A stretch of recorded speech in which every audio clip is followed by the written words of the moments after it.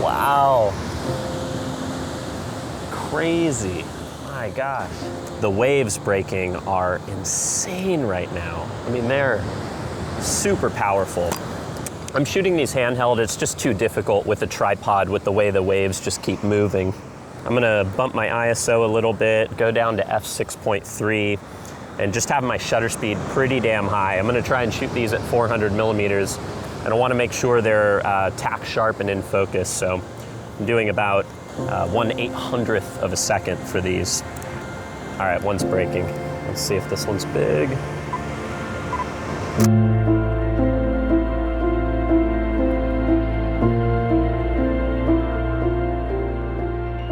So here's my first shot taken at 400 millimeters, and I just love the patterns and the shapes here. Those streaming vertical lines that meet the beautiful textured spray towards the bottom. It was just overall a really fun image to capture and process. I decided to go for a 16:9 crop for this image to give it kind of a cinematic feel. It just felt like that crop worked best for this composition. It's crazy, it'll be completely still, very peaceful, serene, flat water, and then all of a sudden just a massive wave will crash down. It's loud too.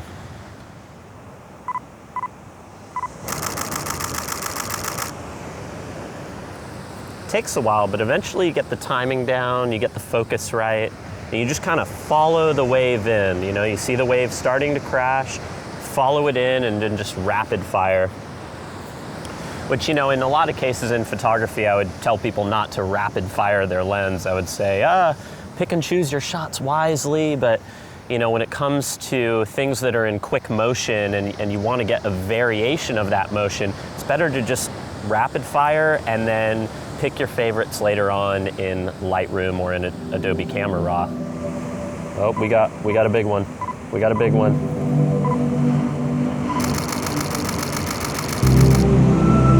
Wow, crazy.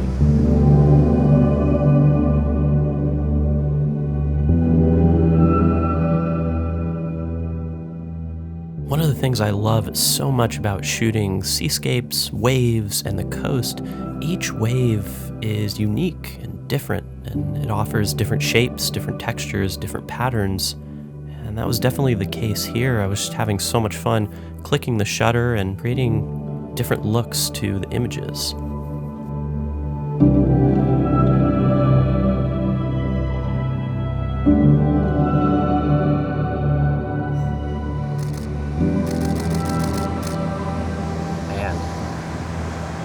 Amazing. I could just sit up here all day and do this. Oh, another one, another big one. Wow, that is crazy. All right, well, I've gotten some pretty cool shots, I think. I'm actually gonna try something a little bit different right now. I tried this in Hawaii about a year back. I'm actually going to drag the shutter a little bit during this exposure, probably like 1/4 of a second or even just a little bit quicker than that, just enough to where I can get a little bit of motion blur in the wave. I'm actually gonna wait for one of the big waves, and then I'm gonna just kind of slowly track the wave in. I actually see one right here that'll work perfect.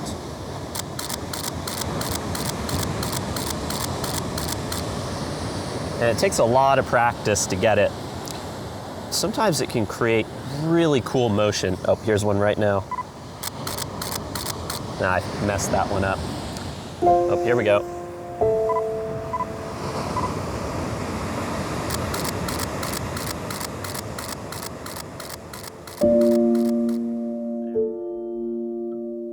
So here's my first long exposure wave shot, and I just love the difference between this image versus the shorter shutter speeds I shot earlier. It's a completely different look, and it gives a different emotional quality to the wave. It's a little bit more blissful, I find, than the other images where you can see more texture.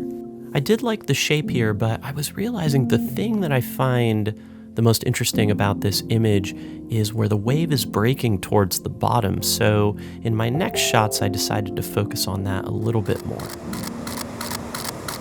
There we go. I think I tracked that one. It looks so strange. You don't want the shutter speed to be too long, and because then it's a little bit difficult to track, and it takes away too much of the texture. You still want a little bit of texture. You don't want just like a blurry streak. You just want to simplify a little bit of the motion. Get the wave coming in.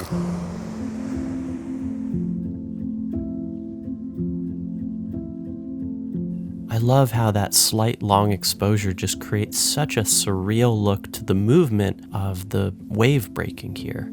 I love all the bits of light that was reflected off the top of the wave, and this little spray down towards the bottom I thought was a really nice touch to this image.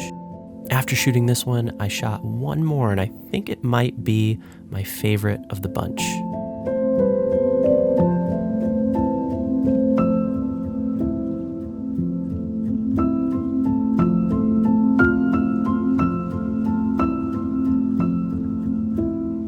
These images were a blast to capture, a little bit tricky, definitely a tricky technique to pull off, and I had to shoot quite a few waves before I got the look that I really wanted out of the motion and out of that specific wave break. All right, well, that was pretty fun.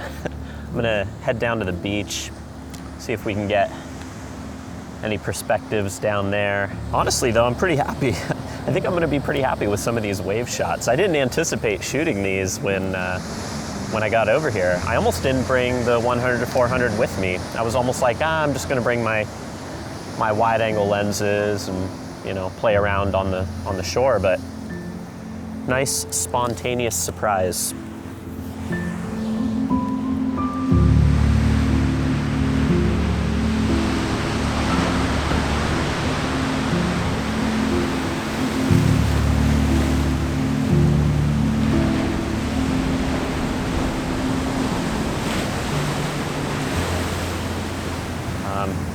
The tides are pretty high, and the waves are frankly way too powerful to get to where I was the last time I was here. I'm not really willing to risk my life for a seascape shot at a beach that I live near that I already have a lot of photos at. I think I'm gonna try a horizontal shot that includes the Golden Gate Bridge with this rock formation here, see if I can get some wave action.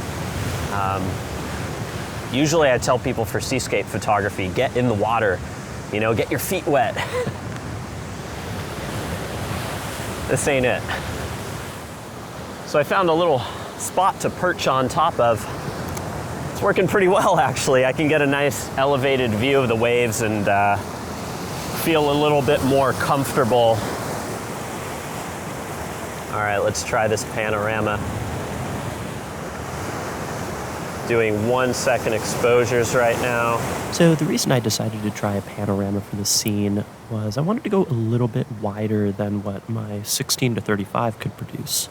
I also saw a really interesting opportunity to frame the scene by using some sea stacks on the left side of the frame and the cliff jetting out on the right side.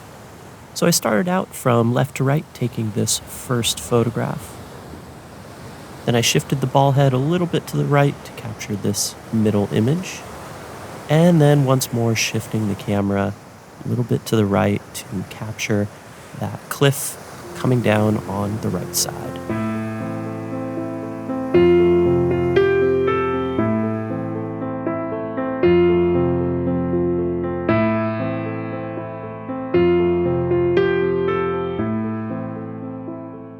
So here's the final panorama stitched together that I was shooting from up on the rock. I absolutely loved the lighting here and that really intense wave motion that you see.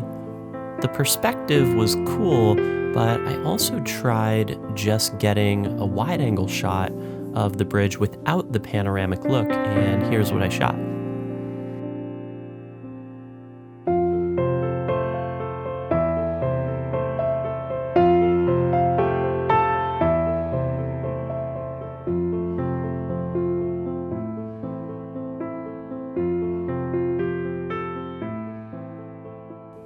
So this one certainly is a lot more simple, and I actually like the wave motion a lot here. I love how that wave spreads out towards the bottom right and the bottom left. So these sea stacks really become little islands out there, and the whole frame just has a lot more simplicity than the Panorama does. I'd be curious to hear from you, which one of these images do you like more? Do you like the Panorama more, with these rocks on either side, the kind of framing, or do you like this more simple wide frame? Please let me know in the comments below. Now, as I was climbing down this rock, I kind of assumed this would be it. These would be the only images that I shot that sunset, but little did I know I'd actually find something I liked even more. Well, that was certainly interesting. Trying to reflect on what just happened. The light was beautiful. The waves were just intense. They're still intense. Well, I think I'm gonna start making my way back on the rocks, down on the beach, and maybe see if I can find anything else. There's always the potential of getting a shot on the beach in that direction. I've actually gotten a few images while walking back from a shoot at that exact spot. One of my favorite images of this beach was actually shot while walking back from sunset. Make sure I don't get knocked out by a wave. So as I was walking back, I noticed even though the light was fading off the clouds, there was this beautiful pastel look that was forming and some really incredible colors. So I decided to take my camera out again and shot this image.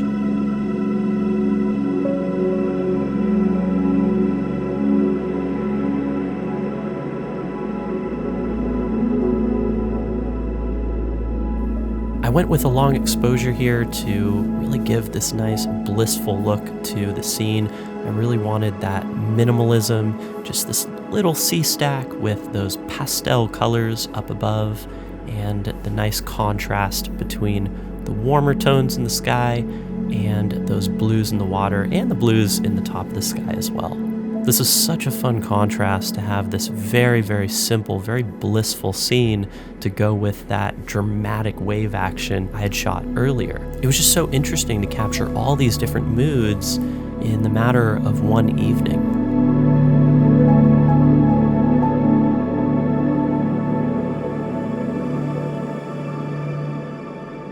So I decided to grab this wide frame as well, this time focusing on some of those beautiful streaming sand patterns that lead you into the sea and into the reflection. The lighting was just gorgeous here. I couldn't believe how beautiful the lighting is, and in fact, I actually really enjoyed this post-sunset light more than the cotton candy sunset that I had seen earlier. I went with a slightly shorter exposure here because I just wanted a little bit of that wave texture. I didn't want to just completely blur out the scene. I feel like on this day I really opened myself up to different possibilities, and I gave myself just a lot of time to explore the area with different options, different lenses, and different techniques. Anyways, that's going to wrap it up. I really hope you enjoyed this video. If you did, please give it a thumbs up, helps me out a lot, and subscribe to the channel for more. And yeah, I'll catch you in the next one.